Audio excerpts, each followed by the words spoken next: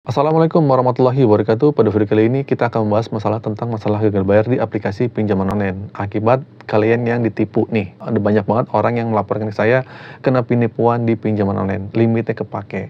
Saya yakin tidak ada satupun orang yang di dunia ini yang rela kehilangan uang karena menjadi korban penipuan. Contohnya seperti mungkin di Kredivo, Akulaku, Shopee Paylater, dan sebagainya. Banyak orang yang mengalami penipuan di platform seperti mungkin di Lazada, Shopee, atau Kredivo, dan Shopee Paylater, dan sebagainya. Yang dimana limit kreditnya digunakan oleh pihak lain tanpa sepengetahuan pemiliknya. Dengan katanya diklik, inilah yang katanya mengaku dari CS-nya, dan sebagainya. Ini banyak banget korbannya. Ada dua jenis kasus yang sering terjadi. Pertama, akun dibobol tanpa sepengetahuan pemiliknya, di mana orang tersebut tidak bertanggung jawab atas tindakan pembobolan yang dilakukan oleh pihak yang tidak bertanggung jawab. Yang kedua, ada kasus di mana seorang membantu teman untuk mengajukan kredit melalui platform tertentu. Namun teman-teman yang mengajukan kredit tersebut malah kabur setelahnya. Orang yang membantu malah harus menanggung seluruh utang tersebut. Nah, kedua situasi ini tentu membuat kita tidak rela harus mengeluarkan uang untuk membayar utang yang sebenarnya bukan kita yang menggunakannya. Ya enggak? Kita ditipu, limit kita dipakai. Namun pertanyaannya adalah, apakah dengan membayar utang tersebut, utang kita akan otomatis lunas? Bagaimana jika kita membiarkan risikonya dan dampaknya? Saya ingin menyampaikan bahwa secara pribadi, saya juga tidak rela harus mengeluarkan uang untuk membayar utang yang sebenarnya bukan saya menggunakannya. Malah orang lain malah menipu, ya, malah kita yang menanggungnya. Oleh karena itu, dalam video ini, kita akan mencoba dan membahas opsi-opsi yang mungkin bisa diambil untuk menyelesaikan masalah ini dengan sebaik-baiknya. Teman-teman, saya yakin kalian semua pasti mengalami hal yang sama. Ketika menghadapi masalah seperti ini, terutama bagi yang akunnya dibobol, akunnya dihack oleh pihak lain, sebaiknya lapor ke polisi. Apakah polisi akan mengurus atau tidak, itu adalah urusan kebelakangan.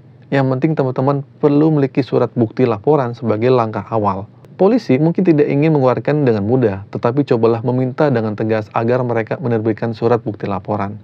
Nah, ini penting karena menandakan bahwa laporan kalian sudah masuk dalam proses penyidikan dan pengusutan, yang merupakan langkah utama yang kalian harus hadapi. Nah, setelah teman-teman mendapatkan surat bukti laporannya, langkah selanjutnya adalah terserah pada teman-teman. Jika teman-teman tidak ingin membayar atau menyelesaikan masalah ini, saya rasa itu bukan dosa. Karena pada dasarnya bukan teman-teman yang menggunakan uang tersebut. Teman-teman adalah korban dalam situasi ini. Namun perlu diingat bahwa pinjaman seperti Paylater Kredivo, Akulaku, SPaylater, Lazada, dan sejenisnya biasanya tidak peduli dengan situasi korban. Ya, kalian sudah lapor ke CS pun kayaknya nggak dipeduliin. Mereka hanya fokus pada fakta bahwa akun kalian tuh udah digunain. Meskipun kalian menjadi korban, kalian keamanan mereka gitu, dan mereka seolah sih tidak peduli ya gitu kan.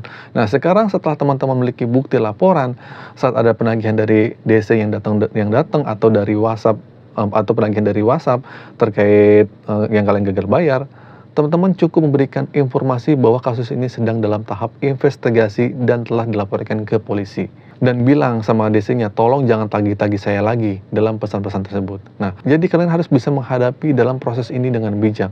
Biar polisi yang mengurus semuanya. Kalian tuh udah bodo amat. Apakah nanti polisi akan mengusut atau mengurus masalah ini? Ya bodo amat lah gitu kan. Yang penting kalian sudah memiliki surat. Jadi biar polisi aja yang mengurusnya. Udah bodo amat. Apakah polisi benar-benar akan mengusutnya atau mungkin masih dalam antrian, itu bodo amat. Yang penting kalian sudah memiliki suratnya. Kalian bisa menolak apapun penagihannya atau ancaman apapun karena kalian sudah memiliki surat sakti dari kepolisian. Ini yang paling penting. Toh sebenarnya bukan kita yang menggunakan uang itu kan. Nah, selanjutnya apa sih yang harus kita lakukan? Kita harus bersabar ya, tetapi ada satu resiko yang tidak bisa dihindari, yaitu slik OJK.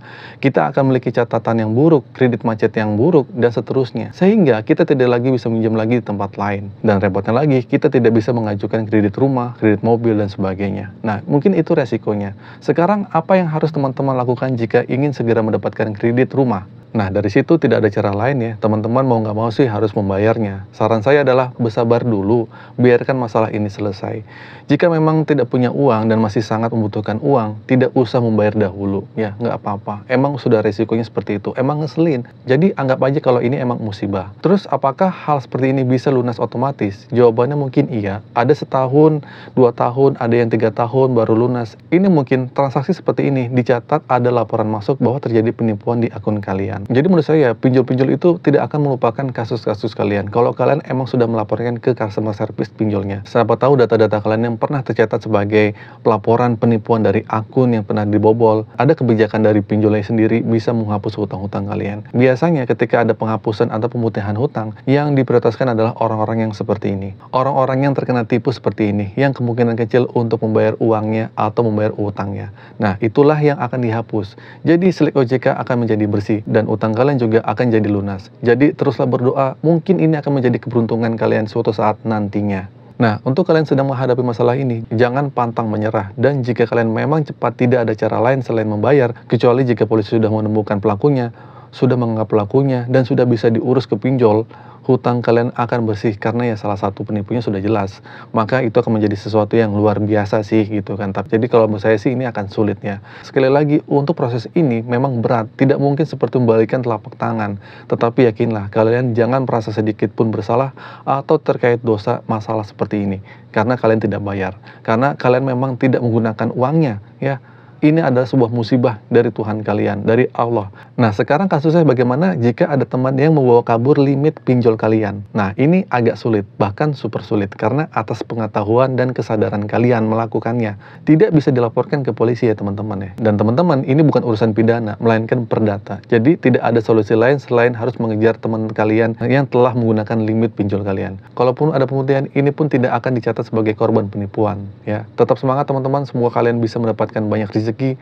Bagi yang menjadi korban seperti ini, semoga diberikan kemudahan dan kelapangan rezekinya. Insya Allah, mudah-mudahan ini menjadi cobaan yang bisa menjadi lebih baik lagi ke depannya. Dan saya yakin pertolongan Allah pasti nyata. Teruslah berdoa, jangan lepas doanya. Terima kasih, itu saja teman-teman video kali ini. Semoga info ini bermanfaat. Akhir kata dari saya, Assalamualaikum warahmatullahi wabarakatuh.